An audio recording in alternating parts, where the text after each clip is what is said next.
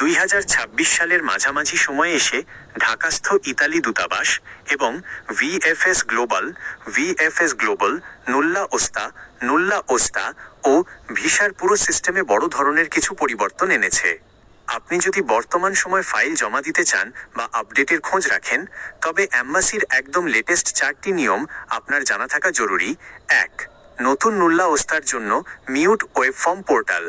2024 সালের 22 অক্টোবরের পর অর্থাৎ 2025 ও 2026 সালে যাদের নতুন নুল্লা ওস্তা বা ওয়ার্ক পারমিট ইস্যু হয়েছে, তাদের জন্য ভিএফএস একটি বিশেষ ওয়েব ফর্ম পোর্টাল চালু রেখেছে। লিংক vfseu.mute.com এর লিংক।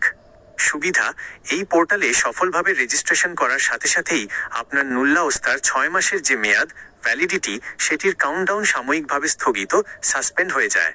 ফলে মেয়াদ শেষ হয়ে যাওয়ার ভয় থাকে না। 2. পুরনো নুল্লা ওস্তা 22 অক্টোবর 2024 আগের নিয়ে এম্বাসির সিদ্ধান্ত। ইতালি এম্বাসি ও ডিক্রি অফ ডিএল 145 2024 অনুযায়ী পরিষ্কার জানানো হয়েছে যে 22 অক্টোবর 2024 আগের কোনো নুল্লা ওস্তা এই নতুন ডিরেক্ট ওয়েব ফর্ম পোর্টালে গ্রহণ করা হবে না। ওই পুরনো ফাইলগুলো এখনও ইতালির ইমিগ্রেশন অথরিটি সিওআই দ্বারা করা রিভিউ ও তদন্তের অধীনে রয়েছে।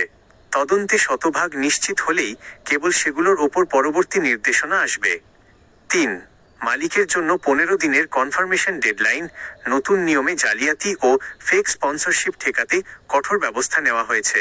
যখন কোনো কর্মী ঢাকায় ভিএফএসে ভিসা ফাইল জমা দেন, তখন ইতালির স্থানীয় ইমিগ্রেশন অফিস স্পর্টেল্লো ইউনিকো পার এল ইমিগ্রেশন এসইউআই সরাসরি ইতালিতে থাকা মালিক বা নিয়োগকর্তাকে নক করে।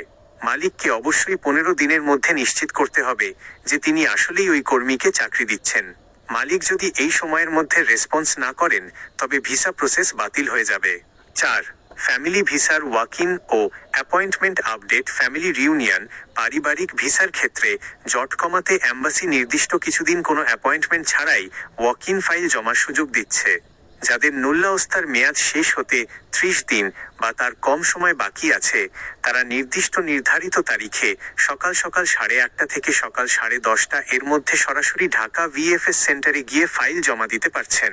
সাধারণ অ্যাপয়েন্টমেন্টের স্লটগুলো প্রতি মাসের নির্দিষ্ট তারিখে, যেমন পূর্ববর্তী মাসগুলোর 25 তারিখ সকাল 9:30 ভিএফএস ওয়েবসাইটে ওপেন করা হয়।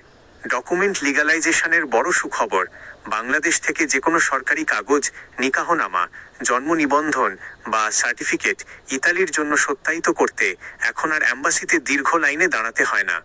বাংলাদেশ পররাষ্ট্র মন্ত্রণালয়ের মাইগভ পোর্টালের মাধ্যমে সরাসরি অ্যাপোস্টিল করিয়ে নিলেই সেটি ইতালিতে সম্পূর্ণ বৈধ হিসেবে গণ্য হয়।